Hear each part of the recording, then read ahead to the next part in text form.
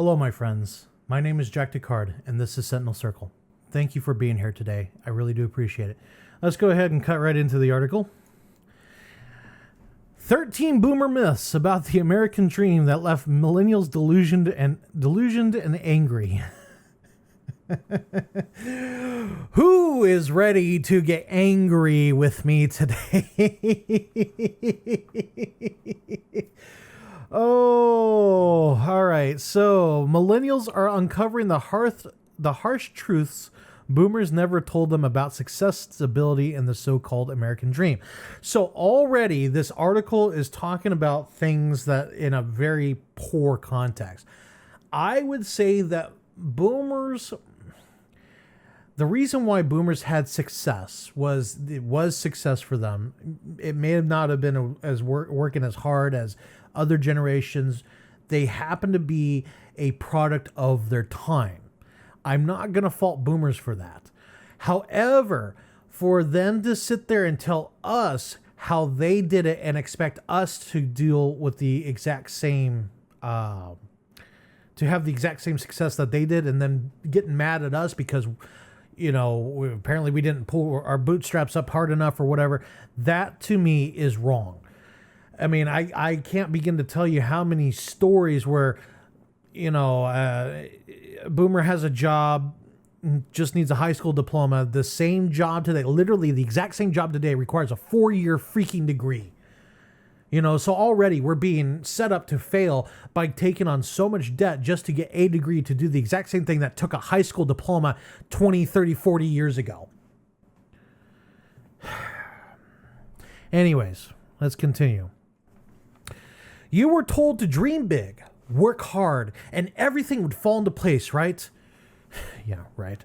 For millennials and Gen Z, that promise feels more like a cruel joke. The house with the white picket fence, the steady job, and the comfortable retirement? For many, it's all out of reach, and they're pointing fingers at boomers for selling them a fantasy. Let's break down 13 myths about the American dream that left an entire generation disillusioned and honestly a little furious. Now, yes, we've all been told that, you do the right things in life, you'll have a nice house, white picket fence, 2.5 children, even though, trying to figure out half a child, nice marriage, whatever. We were all told that. I don't have those things, and I'm in my 30s. A lot of people don't have those things. And they were sold. In fact, I don't know if many people have watched the movie Major Payne, but he even had that fantasy where he's sitting at the train station and he's looking off into the distance, and he is married to the psychologist, and he adopted Tiger. He's out there cleaning the grill or working on the grill, and Tiger's wearing the Boy Scouts uniform and all that stuff. It's aggravating. We all want those things, and we were told no. Let's continue. The American dream is achievable for anyone who works hard enough. Okay, let's continue. Boomers told us hard work was the golden ticket, but let's be real. Working multiple jobs just to pay rent isn't the dream. Millennials and Gen Z are discovering that luck, connections, and systemic advantages often play a bigger role than grit. The rules of the game have changed, and no amount of hustle guarantees the success boomers seem to have enjoyed. Yes, this singular point right here, I can't begin to tell you. So I recently had... I had an incident yesterday at work where there's a new Golden Arches being built in a town in my area. And my company provides some of the equipment for the Golden Arches. It was an install. I had to be there at 9 o'clock. Okay. I start my day at 8 o'clock. I got the appointment time. It's set in my ticket for 9 o'clock.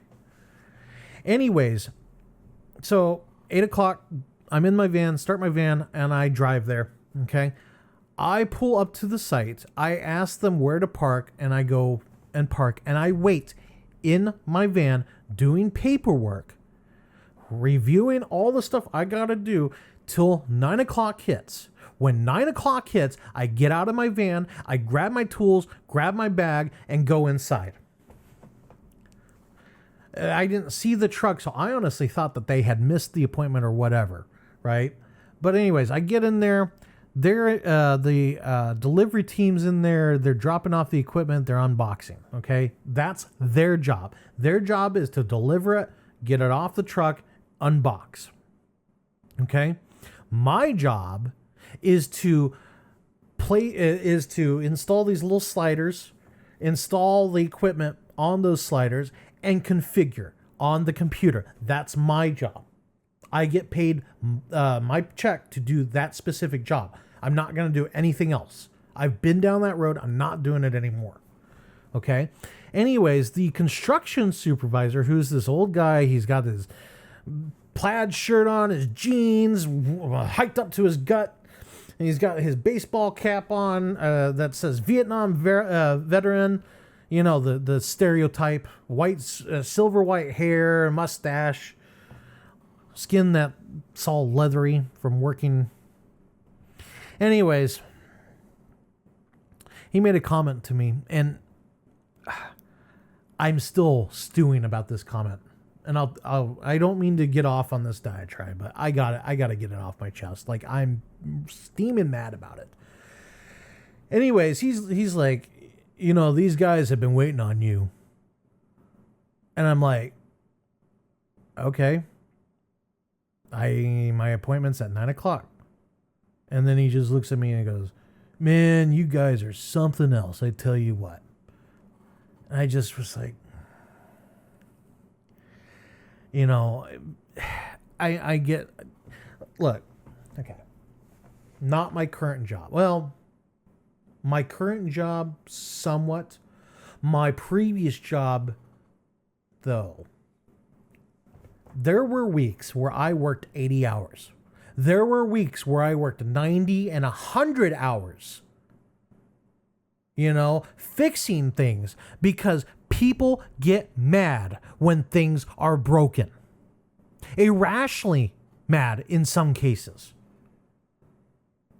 You know, I understand that, okay, a piece of equipment that I deal with is broken. You can't pay your mortgage, your rent, whatever. I get that.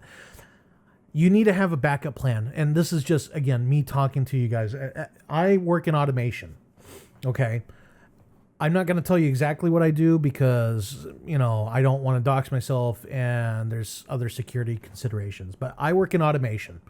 Okay. I work with major retailers. I work with major banks. I work with major companies. Okay. Not just major companies, but I work with medium grade companies like credit unions. Okay. And it drives me up a wall when someone's whole life has been completely foiled when my piece of equipment does not work. Well, I'm sorry, okay? I'm doing the best I can with what I have. Half the time, I'm not even getting the supplies, okay? I have to put everything back together with tape and bubble gum, it seems like. You know? And the last thing I need to do is I need to hear that I have destroyed your life because of something that I can't control. You know, in my last job, there was a dual line teller situation, a automated teller situation. Let me put it that way. And we had to shut the one down because we were replacing a part of a printer, and this is my previous job. And I was teaching a newer technician because part of my job, because I was one of the more senior guys, our turnover in the automation industry is extensive.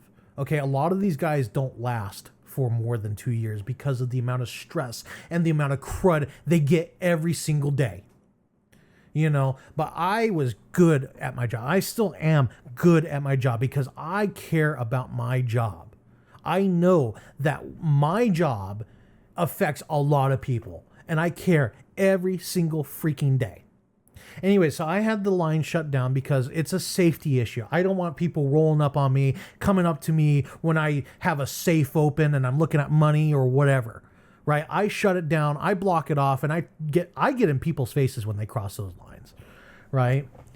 And this old guy on the other line, he's using the machine, and he finishes up. And like I said, the part didn't show up until 11. We were there at about noon, right? And he's like, you guys need to get up earlier and get to work sooner so that way you're not inconveniencing the rest of us. And I'm talking to this guy's like in his 60s, right? And I'm like, what? And then he gives me the finger. He flips me off as he's driving off. Again, he could have easily gone inside the bank. He could have easily parked his truck, gone inside the bank. Usually the lines in banks are like non-existent. But he wanted to sit comfortably in his truck to use the machine. And it didn't matter that I was up until 11 o'clock the night before, and I didn't get home until 1 o'clock that morning. It didn't matter to him. It didn't matter that we couldn't even do our job until 11 that morning anyways, because the part didn't show up. It doesn't matter to these people. And I know, again, Homefront Forge said it correctly, which was people don't know what they don't know. Or however he put it. It was like something about uninformed. It doesn't matter. The point is people don't know what they don't know. But that's my point, is these fucking... I apologize. These freaking people, these people don't know. These people have no clue what it takes to run a society. Now, granted, I don't know the full story either, okay? I don't have all the answers in society, but I am a little further, you got surface level here. I'm a little further in because of the stuff I work on. I know what it takes, okay? And it sucks that a lot of things have one point of failure out there. Okay? It sucks that we're out of redundancy these days. We saw what happened in Spain with the power outages. What's going to happen? Our whole life is interconnected, and then we get one point of failure, things fail. And then you want to chastise the one guy that actually shows up and does his job to the best of his ability?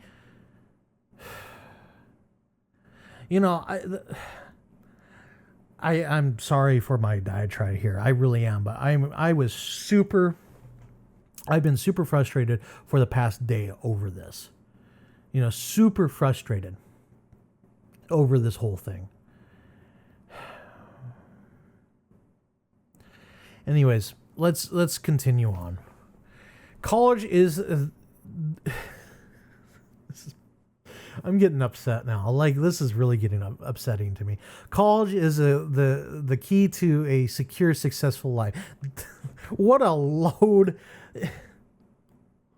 I was told by my father that even if you get a degree in basket weaving, that's better than not having a degree. And in a way, he was right, and in a way, he was wrong. Having a degree did allow doors to open up, considering all the jobs required a college degree. But the problem with all the jobs requiring a college degree and so many people having degrees and people with degrees working the freaking the grill at the Golden Arches or the Burger Liege or whatever. Having a degree did not help in that regard. It really didn't. If anything, it was a detriment because you put yourself thousands of dollars into debt. And for what? God. I'm going to keep trying to go through this. You probably heard this one nonstop. Go to college and you'll be set. But for many, college just led to crushing debt and jobs that don't pay enough to make ends meet. Unlike boomers who often get paid pennies for who often paid pennies for tuition, millennials and Gen Z are drowning in loans. The return on investment, not as great as promised. Yes, yes, yes, yes. That's in spades. I mean, there was it was American Pie. I think it was the second one where they're for summer they're painting some houses for money for college. And the fact that you could do that and have like be able to pay for quite a lot of your college was mind blowing. You know, completely mind blowing. You can't get away with it now. You can't do it now. You know, it's sad. Number 3, buying a home is easy if you save and budget. Boomers made home ownership sound like a rite of passage, but they weren't competing with soaring housing costs and stagnant wages.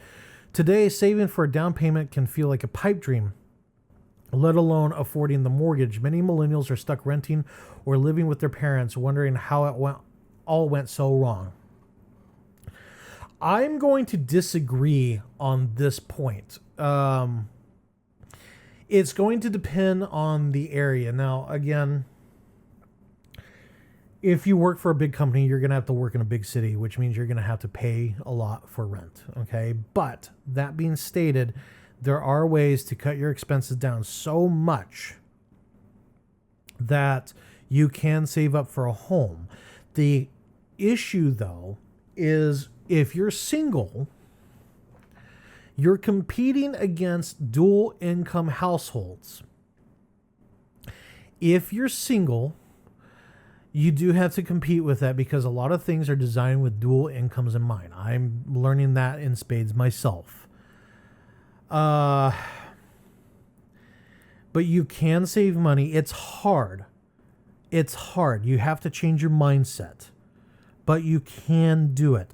There are people online. There's one individual in particular that I'm thinking about right now who's shown that you can do it, but you're going to have to move. You're going to have to change your life. The problem is when you're tied down to a job that demands you stay in a high cost of living area, it is next to impossible. I will agree there and I will sympathize there. You know, in my profession, I don't have to be I'm not in like downtown Austin. I'm in one of the areas around it, but it's spendy here. I wanted to live here by choice. I knew that by doing that, I would not be able to afford a home. I don't want a home. I want nothing to do with a home. I would like to stay nomadic. Okay. That's just my personal choice. I would appreciate if people respected that. But that means I have to make sacrifices, i.e. I am realizing that, you know, things are not as secure. So what I'm trying to do is I'm trying to become more minimalistic so that way it doesn't take me a whole freaking week to move. It takes me a day. That's my plan. That's my goal. That's my objective. You know, I would like to be able to live just out of a suitcase because right now I got a giant chest of drawers that I'm lugging around to stuff all my clothes, but I realize I don't need a lot of those clothes. Like, for example, I have 50 black shirts. I don't need 50 black shirts. I could probably get away with, 5 black shirts. But I have this mentality where it's like, if I don't buy it now, I'm going to regret it later. I have to get out of that mentality. It's a whole process. Marriage and family are always the cornerstones of a fulfilling life. For boomers, marriage and kids were the milestones of success. But for millennials and Gen Z, that equation doesn't always add up. Crushing financial stress and shifting priorities have made traditional family structures less appealing or simply out of reach.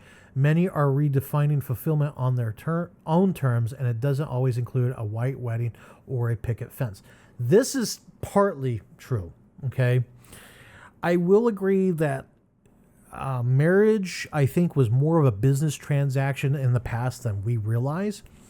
And that's changing with women being brought up in society through education leading to jobs and then, of course, DEI, all that stuff. Okay.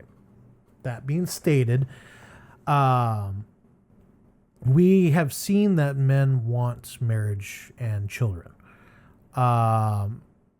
Women, on the other hand, seem like they don't want that. And if they do, they get bored of it quickly. So this is half true, but boomers did also divorce. So to sit there and say that marriage and kids were the milestones, like my father's been married 3 times now. He's on his 3rd marriage. The 3rd marriage seems like it's holding steady, but he said that, like, you know, they're talking about getting divorced for financial reasons. They're talking about how it seems like it's more of a marriage of convenience rather than of actual love. Like, he does love my stepmom, but at the same time, my stepmom has been, I'm out of respect for him. I'm not gonna go any further.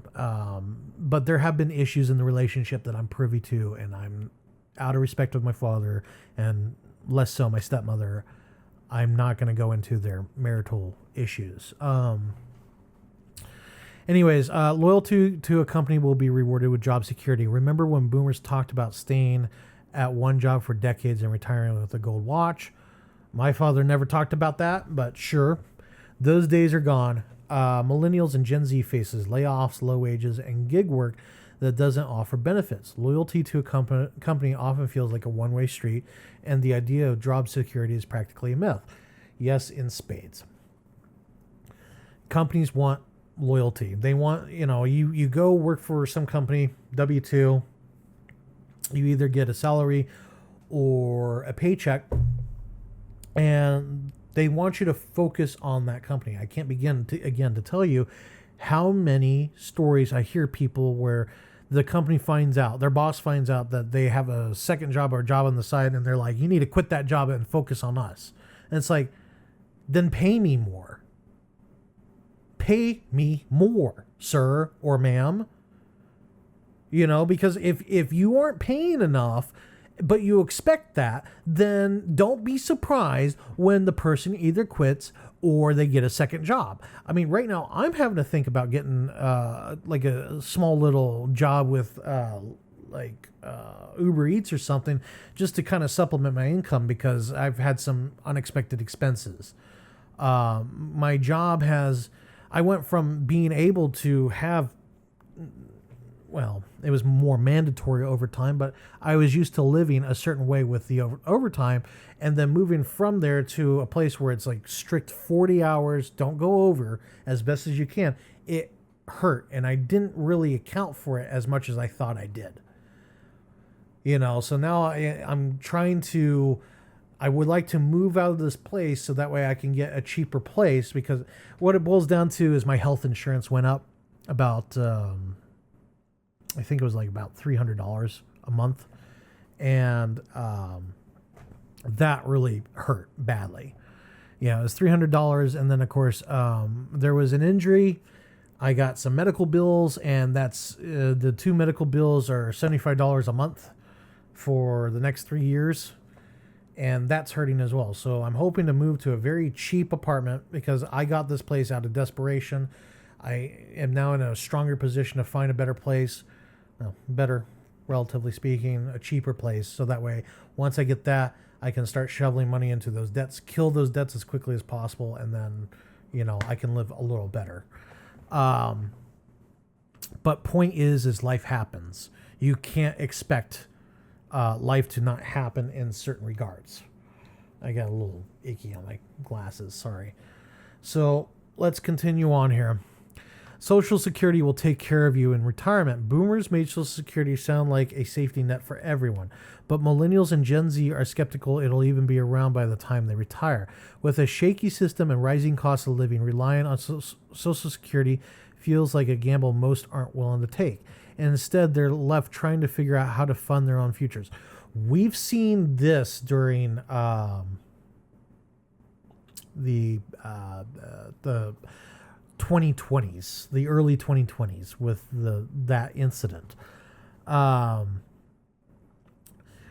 The issue that we saw with Social Security is, I remember seeing photos of empty grocery store shelves because everybody was panic buying, and the old people who couldn't afford anything.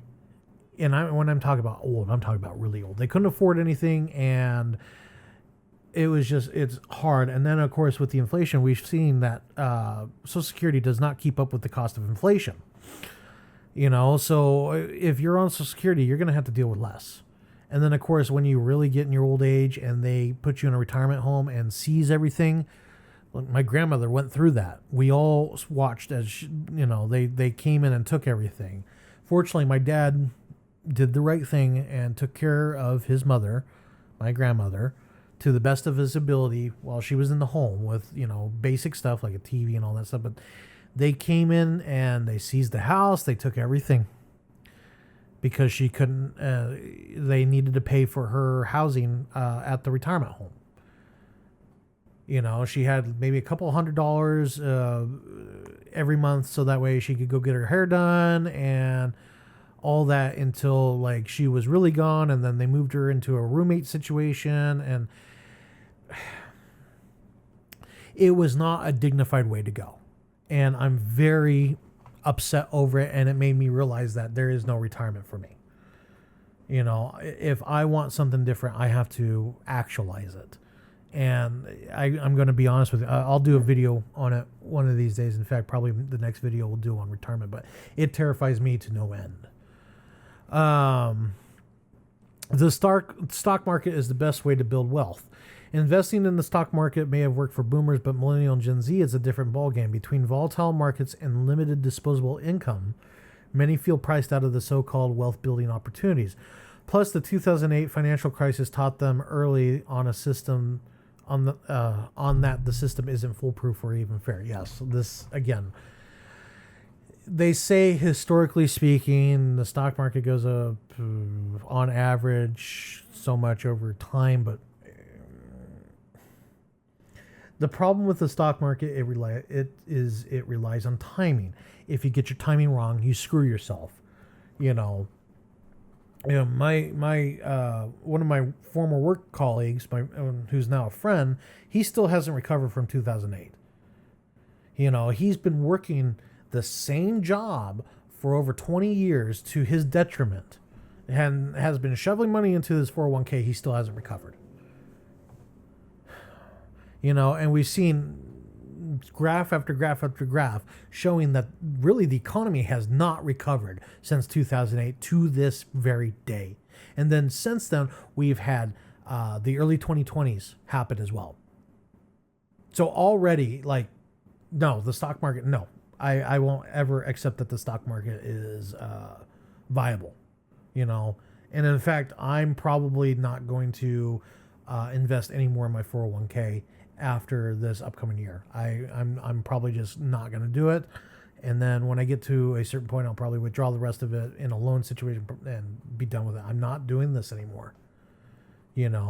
I will say that the last 2 years specifically really woke me up to serious systemic issues, and I'm looking at getting out of this, whatever this is. I can't do it anymore. We'll talk about that in final thoughts. Healthcare costs aren't a big deal if you're responsible. I just got done talking about this too. Boomers didn't have to deal with the outrageous medical bills we see today. For millennials and Gen Z, even a simple doctor's visit can be financially devastating.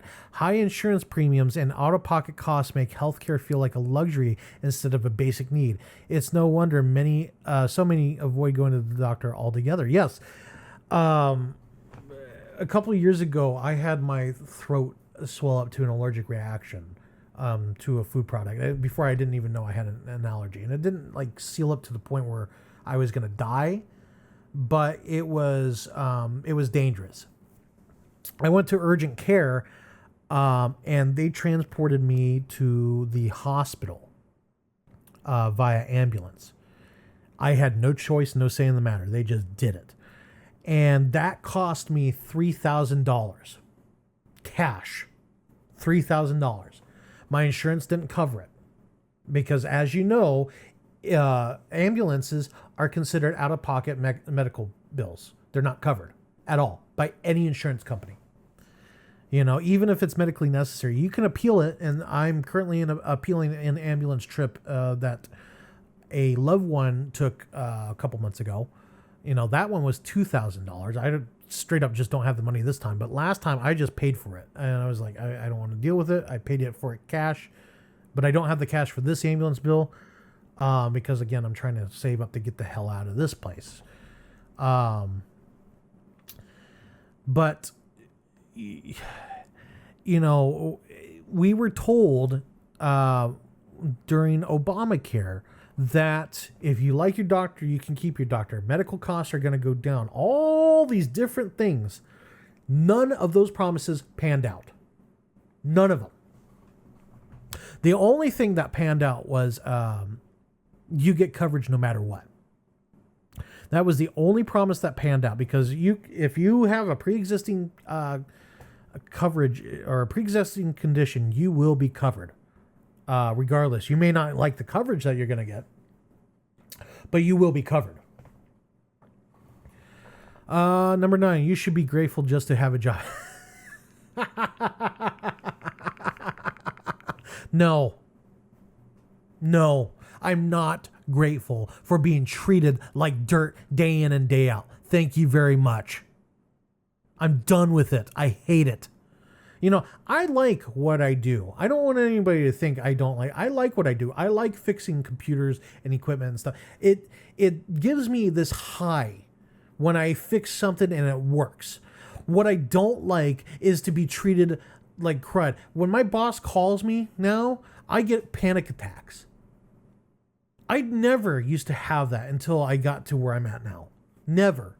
But now I'm getting panic attacks. My blood pressure is through the roof. I'm on pills to bring down my blood pressure. I should be a healthy 35-year-old man, but I'm not, because of the destruction I've done to my body for my job, for my career. And like I said, the last couple of years specifically made me realize that if I don't do something now, I'm going to regret it later. You know, I'm getting to that point where my health is starting to become a concern. And to anybody who's 20 years old out there listening, the Gen Zers, the whatevers, the Gen whatevers, don't kill yourself for your employer. Kill yourself for you. I can't begin to tell you that. I mean, it just...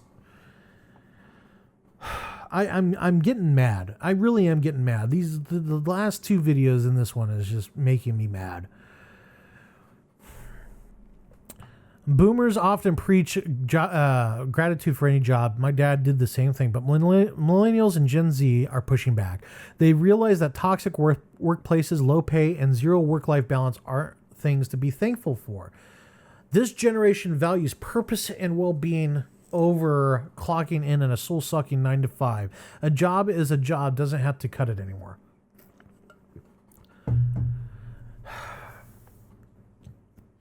A job is just a job. Is that what it means to be grateful? Well, I mean, if that's the case, then I'm grateful, because you're right. A job is a job, you know. But I don't want to do this, whatever this is, anymore. You know, I like doing my YouTube. It's very releasing to me. It's a creative release. It's a creative outlet, and I enjoy it. But I don't like this stuff. I don't like the whole, you know, you work just to pay your bills, and then, you know, there has to be a better way. You know, like I said, I enjoy what I do on my day-to-day job. I don't enjoy, like, you know, we got a new system for our tickets, and I don't enjoy dealing with that because it seems like they change it every 5 freaking minutes. You know, it's gotten better since the initial release, what was it, a year or so ago, but like, the company culture changed so much. My boss, the boss that hired me, he quit after 6 months of me being in there. I shouldn't say he quit. He kind of was given an ultimatum. People were telling me that he was getting panic attacks and struggling to sleep once this new system started. You know, I mean, that's how bad it was getting. He'd been in the position for, what was it, like 10, 20 years or something? Like, he was in there for quite a while. Granted, you know, Ken, he was a chain smoker. He drank heavily. He was not taking care of himself. But he was at a point where he's like, I gotta go, especially after the ultimatum. My boss's boss, he's since been demoted, but he was a tool. He was really a tool to everybody. He was such a control freak. He wasn't letting Ken do his job. He was actually talking to us techs, and that's not really a thing you do. You talk to the manager talks to the techs. But he was such a control freak. He wanted things done his way that he was going and threatening techs himself. And then when the new manager took over, and this was roughly the time where I left my area, the new manager actually had to have my boss's boss, the manager's boss, come in and fire an employee for insubordination. He couldn't do it on his own. That's how much of a control freak, and it was a weird situation. I really did not like it. Everyone should strive for the same American dream.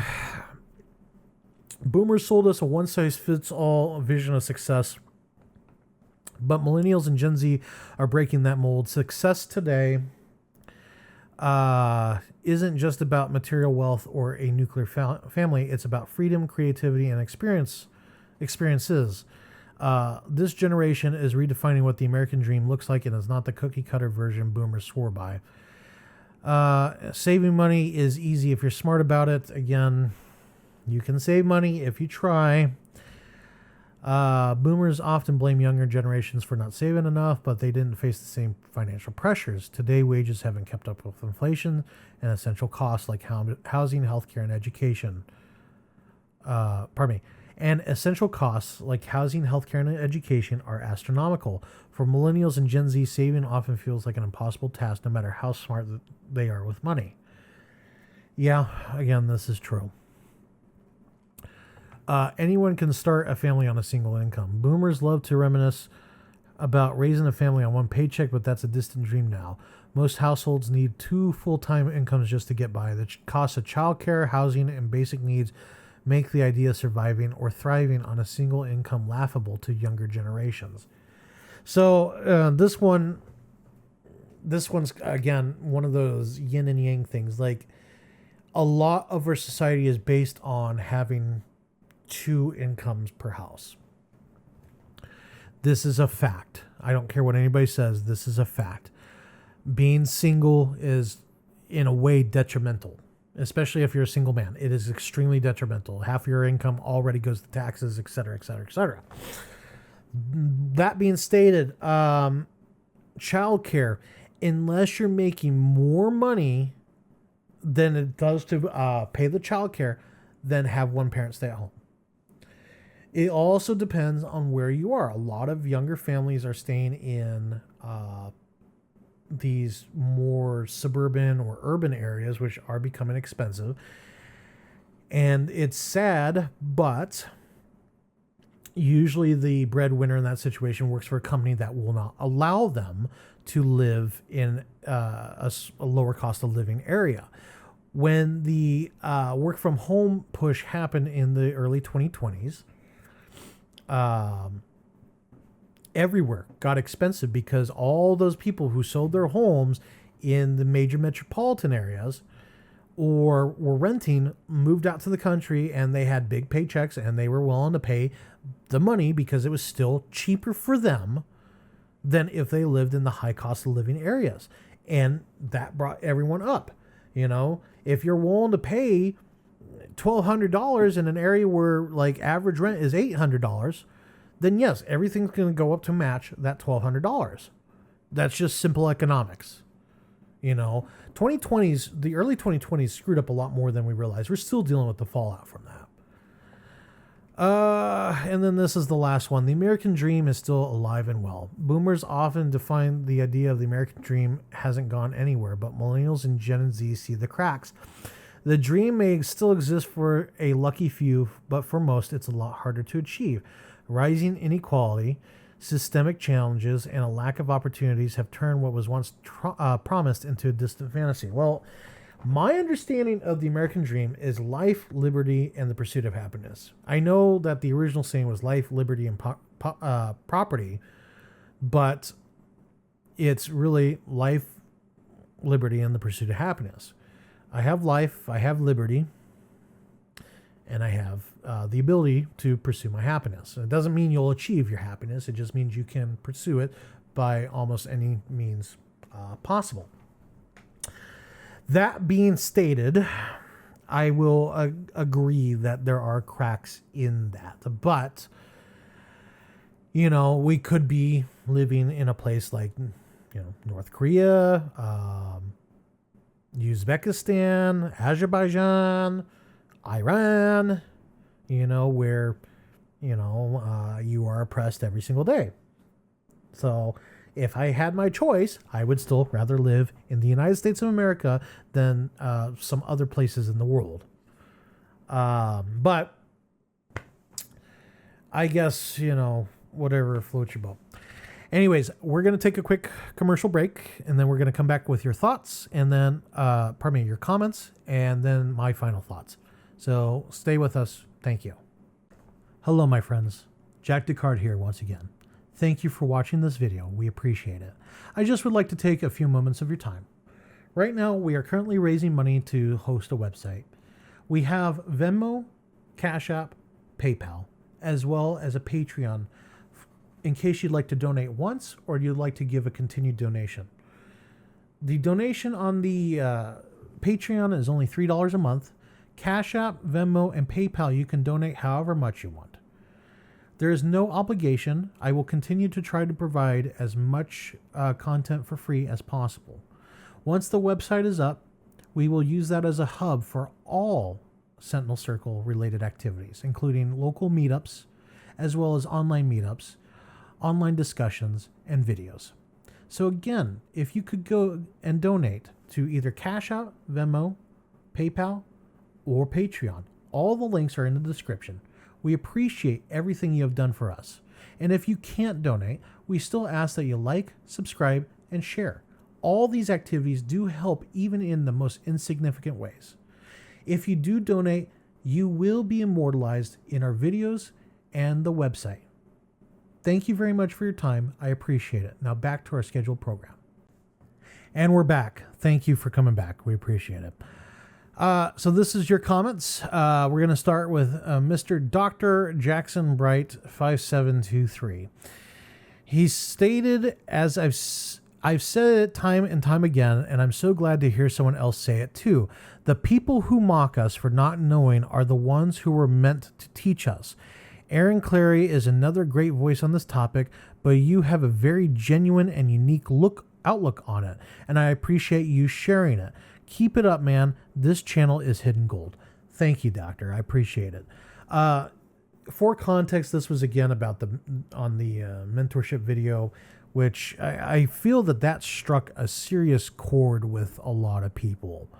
I firmly believe that mentorship is extremely important, and it's an often overlooked aspect of our culture and society. So if you get the chance, I mean, even if it's just taking 5 minutes to read to a child, like, it makes a more significant impact than you think.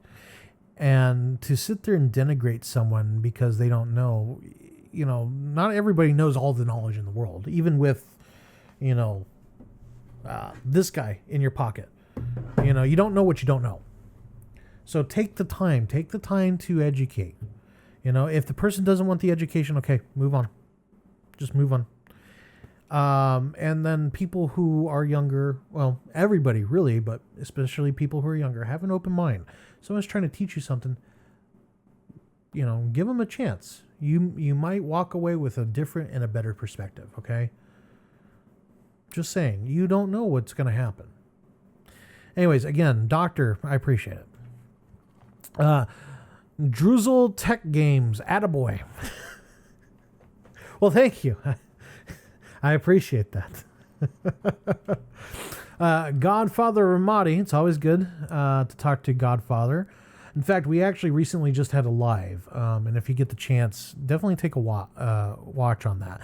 I myself don't consider myself along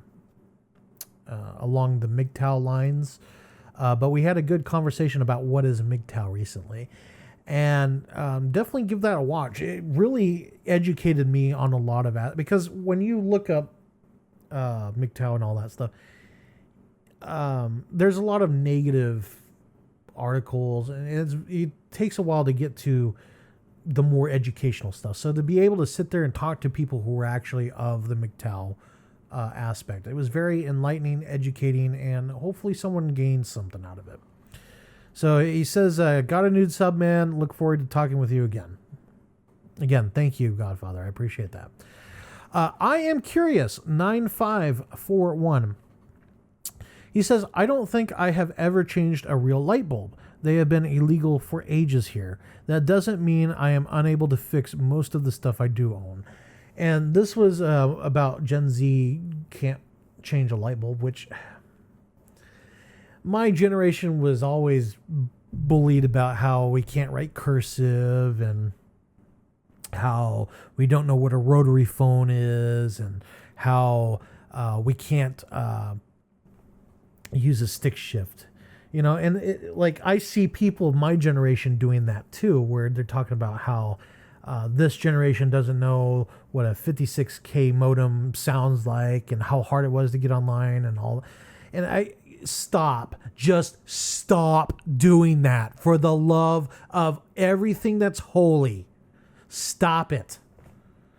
I'm gonna go with my inner white girl for a moment. Stop. That was a little humorous. Sorry. No, but seriously though, just stop that. Like, really, just knock it off. Like, you're making the younger generations feel bad for things that they didn't go through. I don't know what it's like to mine coal at 11 years old. That doesn't make me any less of a man. Just saying. But I'm sure that if those people existed today, they would bully us for not being able to mine coal at 6, 7, or 8, or 11, or whatever. Okay? Just stop it. You're a bully. Knock it off. I said my piece. And then JS Videos 2261.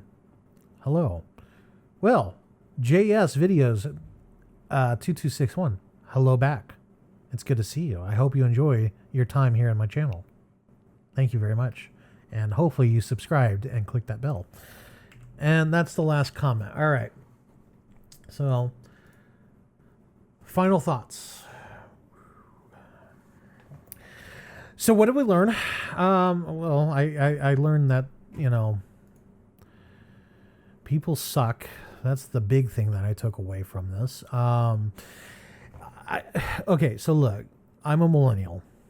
Okay, and they've changed the definition of what a millennial is. They've changed the age range, the date range, all that stuff. It used to be Gen Y, whatever. They can't even figure that part out. Fine. Okay. I don't like these myths. Okay. I will be the first to admit that I bought into it hook, line, and sinker. And I learned... I shouldn't say I learned. I am learning, present tense. I have learned and I am learning that these things that we were promised don't exist anymore. And if they do, it's harder to achieve them than... It's like the whole saying, the juice is not worth the squeeze. That's really what it boils down to. I thought in my heart of hearts when I was young that I wanted to be married, have my 2.5 kids, which again, how are you going to have half a child? White picket fence, nice house, all that stuff. The older I get and the more I listen to, I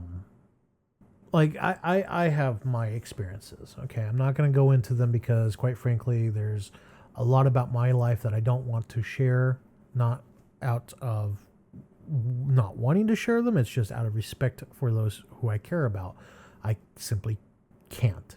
It's just respect. I still have respect for those around me.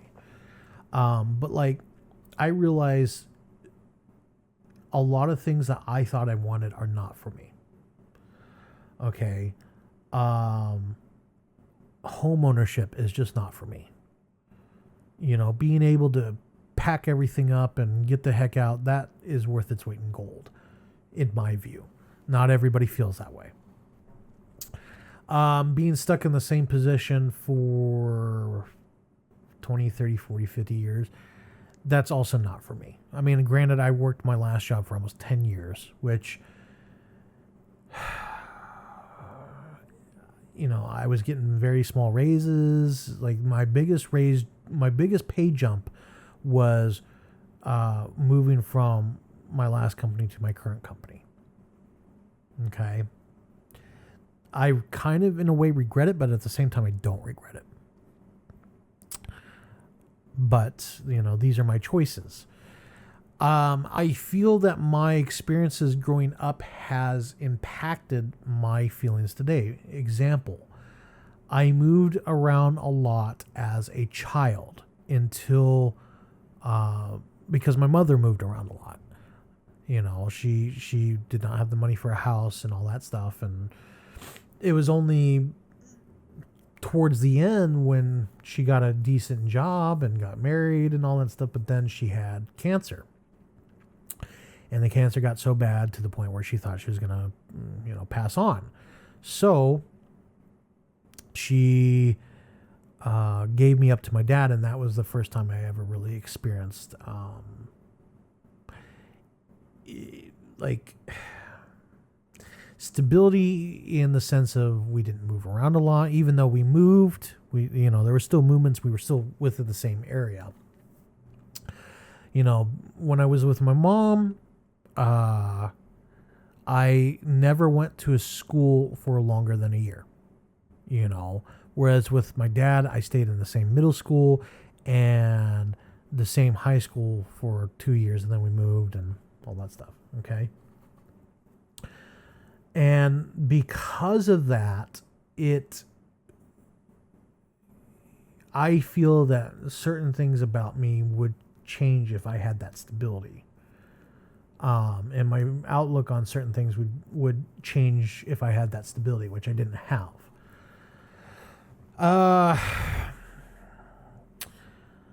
So I think that my life is the way it is because of certain experiences.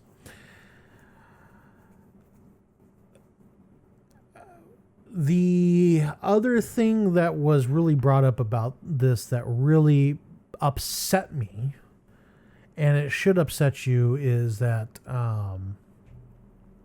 I think that what boomers went through was just, you know, it was a once in a species sense. You know, the world is a cold, cruel place, you know, and they grew up in a time where, you know, there was, granted, the Soviet Union, nuclear war, whatever. Okay, fine, whatever.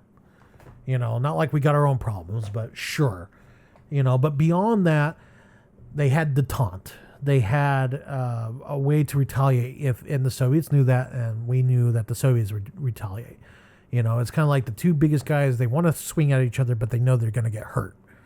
That's just life, okay? So, minus those small issues, they did have unbridled growth and stability. You know, the single house, white picket fence, whatever. My father did not have that. You know, in his youth, my grandmother and my grandfather were married, and then they got divorced. He ended up living in a trailer on the West Coast with my grandmother and his brother. And he feels that that instability is what contributed a lot to his poverty and all that stuff. Okay.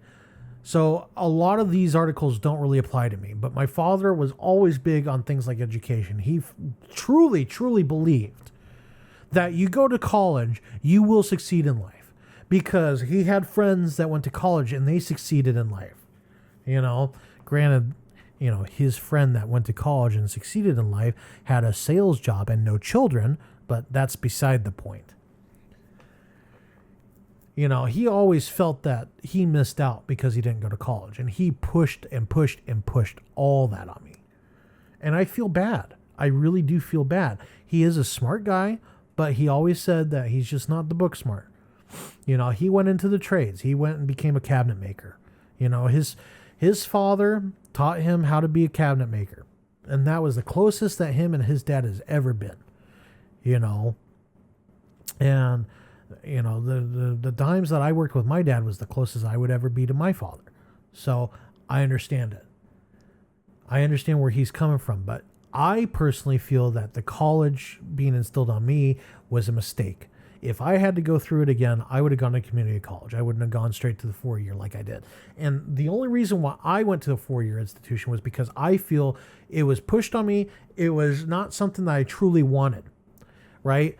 And this is, I don't mean to invoke Alex Jones, but we're all conditioned from the moment we are born to the moment that we pass. We are conditioned to believe in a certain path, to believe in a certain way. The people that don't live that path, they've broken their conditioning. And I commend them for that. I see myself going through this pathway myself where I'm breaking my conditioning, and it sucks. It sucks really hard. I truly believed that you do the right thing, you will succeed in life. And I have to be honest with myself. And the whole point of Sentinel Circle is to be honest with myself. Jack, you got to be honest with yourself. So this is me being honest. I feel lied to. And the problem is I bought into the lie, and anything that was associated outside of the lie, I wanted no part of. I made that mistake. I have to live with it every single day. I'm trying to get out of that lie, but it's shown to be harder than I ever imagined. So if you're on the younger side and you're watching my videos, again, thank you. Make sure you like and subscribe for one. Two is don't buy the lie.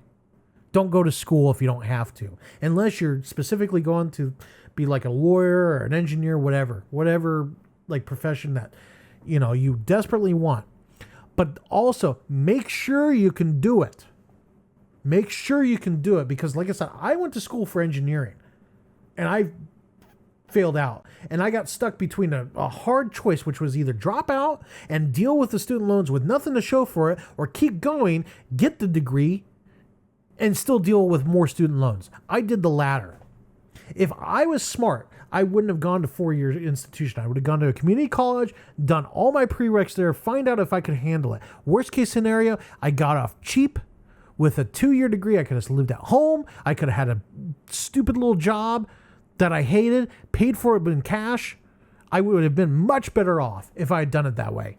But I didn't. And now I regret it every single day. Every single month, I open up that little stupid app to pay my student loan bills and paid my $119. I regret it. And I was on track to pay it off all early, and I made a choice, and I screwed that up horribly as well. And I have to live with that every single day.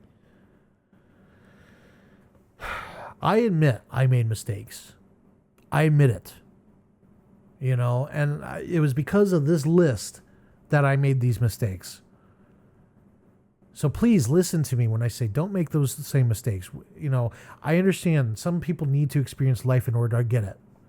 But listen to the old guys and make up your own mind. Don't listen to the whole, you need to go to college if you're going to be successful. You need to go to, it doesn't make sense. People are just regurgitating. They're not understanding.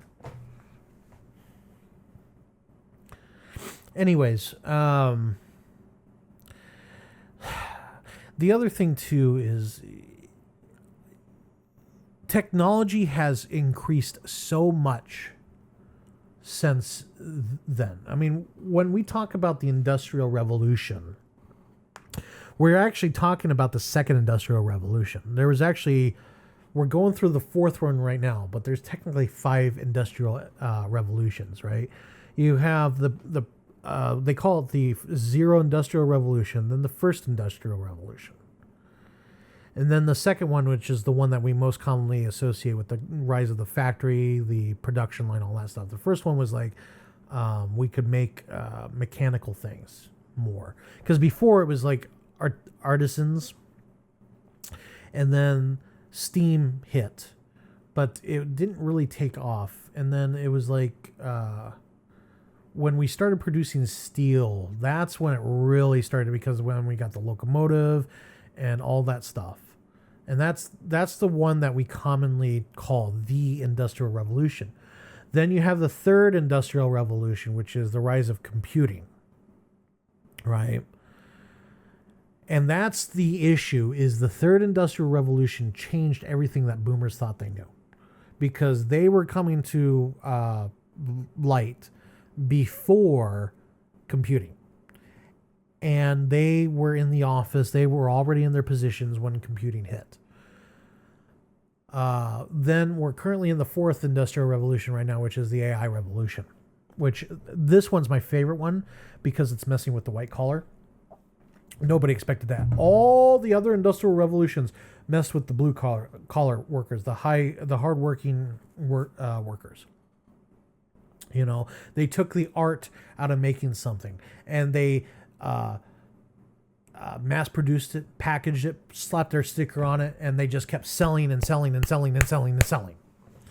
You know, took all the art out of it. Now any moron can run an industrial machine. Whether that's good or bad, it's not for me to decide. Yes, we live in abundance. We have many great technological advantages these days, like computers. We have, you know, this guy right here. This is freaking amazing. You know, we have things like this guy and earbuds that wirelessly connect. All these modern marvels. And they're produced cheaply. You know, yes, there are many hands that go into like something as simple as this. How much innovation had to go into making something like this? A lot. It's mind-boggling when you really sit down and think about it. But we've taken the art out of it. We've taken the pride out of it.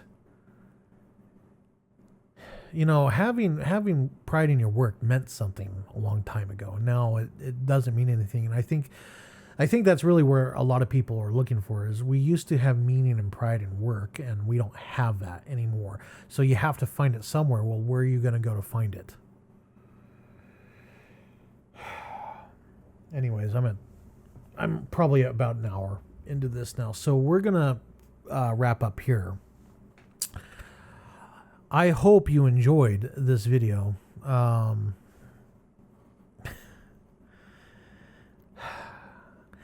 sorry I went off the cuff. It's just this week really steamed me bad, and I'm probably going to do one more video where I'm going to just like pop off. But I hope you enjoyed this video. I really hope you did. If you do, and you're not subscribed, please like, subscribe, click the bell. We do have donation links. I'm trying to get $300 to launch a website so we can centralize Sentinel Circle as a group. You know, I don't want to be scattered. There's fans everywhere. Let's get those fans somewhere where we can have very open discussions with ourselves. Okay. Beyond that, thank you for being here. I appreciate it. All right. You have a great day now.